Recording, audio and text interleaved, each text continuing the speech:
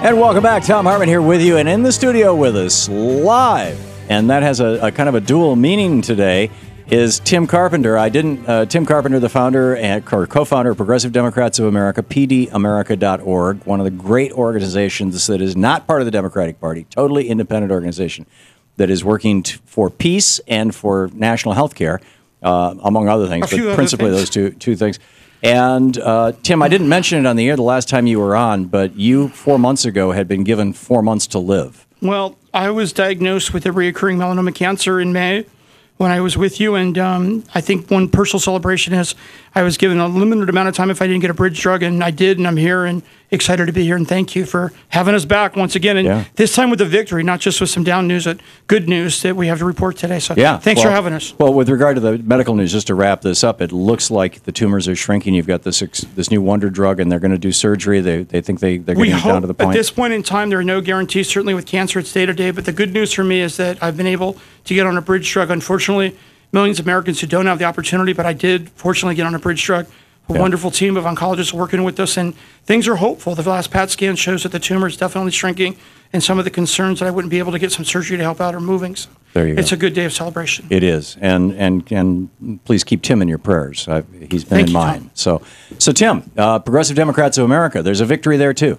Well, the president wanted, if you set your watch, I think a week ago, the missiles were supposed to be flying into Damascus last week at $1.4 million, and the forced diplomacy seems to be holding at this point in time. So for us in the peace and justice community, this is a day of celebration. Yeah, and you've got a full-page ad that ran in the, it's not the Hill, it's Roll Call. Roll Call is like the local... Inside the Beltway, this is the publication. So for the peace community, what's important for us is the day of the morning of the president's speech, we had a full-page ad because of members of PDA who sent in their $5 and $10. We were there to say no strike. And so for this, it was a great victory. And then today we had our roundtable. And you've had us now for 6 months following the roundtable. So we just concluded our roundtable. Okay, so tell us about the roundtable. As you would expect, Alan Grayson, when we were here last month, there were probably 5 members we can count on one hand who had the courage to walk the halls of Congress and say there's got to be a better way.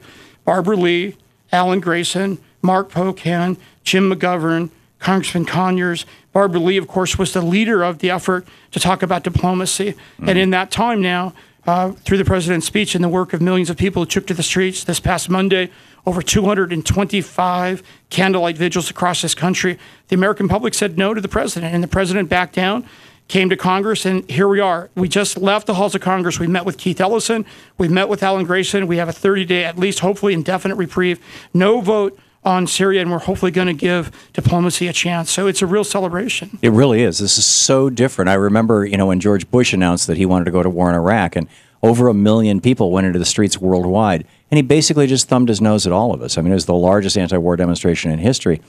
This time we've got a president who said, make me do it, back in the day. And so we said, okay, cool. We did it. Back down, slow down, back off, slow down, and he did. How many times have I come to you and said our role is to tell this president, and the American public did. Alan Grayson was sharing with us today anecdotally, walking the halls of Congress, talking to Republicans who said their phones were ringing off the hook, 50 to 1, 100 to 1. The American public spoke up very loud and clearly. And what exciting thing, I think, for us as progressive Democrats, our inside-outside strategy, working the halls of Congress with those 5 members to move within Congress and out in the streets, more collaboration with Move On and Win Without War and Peace Action and PDA and Code Pink, coming together as a peace community, bigger than just our organizational identity, but as a larger social movement. And I think that speaks volumes, not just of this victory, but we got other victories, hopefully, that are in the horizon. We've got to stop fast-tracking on the Trans-Pacific Partnership. We talked about that today.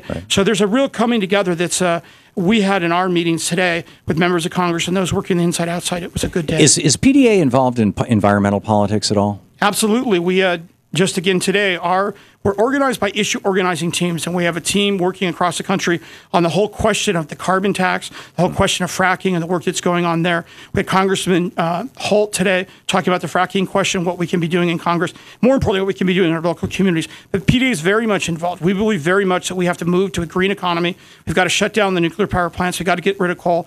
We got to get the solar up, and we got to get the wind turbines turning. There you go. We're talking with Tim Carpenter, the Executive Director of Progressive Democrats of America, pdamerica.org is the website. And, visit, pitch in, help out. This is just a great organization. Whatever the word, the official notification or whatever, I'm an unpaid, unofficial but we got you. member of your advisory board. Yes, so you are. basically, you can put your name on my thing, my name on your things, and I occasionally contribute something to the organization, which I encourage more than everybody just to do. something. It's opportunities like this to share with your listeners. I think sometimes you even underestimate your reach, Tom.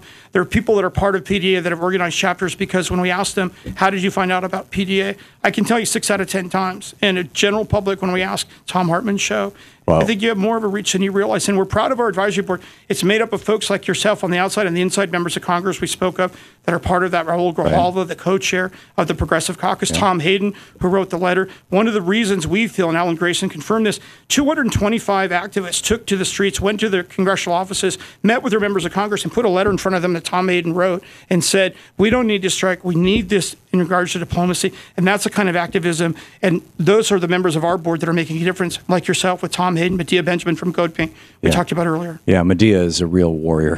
I mean, she is such a champion. Life energy force under her own right. She is. She's the Energizer Bunny. I mean, she just never stops. Well, she's the one that organized the vigil here on Monday night that Alan Grayson spoke at, Win Without War, as I said, and move on. There's a real coming together. There's been, honestly, some friction in the peace and justice movement. We sometimes get too caught up in our own branding, and sometimes the work suffers because of it. And I can say, honestly, when you have Code Pink leading the candlelight vigil with Alan Grayson, with Move On and Win Without War and PDA, something is truly lining up in the planet. There's something happening. It's very exciting. Absolutely, because Code Pink is about as far to the left, for lack of a better phrase. I mean, they're considered one of the more radical elements, willing to disrupt the president's speech, things like that. And on the other hand, Move On is generally perceived as more of the kind of traditional inside the beltway. Save, don't push the envelope. Yeah, right. And they were pushing Obama. We were all pushing Obama on this one, and that's everybody came together on this with you guys, with Progressive Democrats of America. I mean, you didn't lead it, but you were part of it. We'd like to be proud.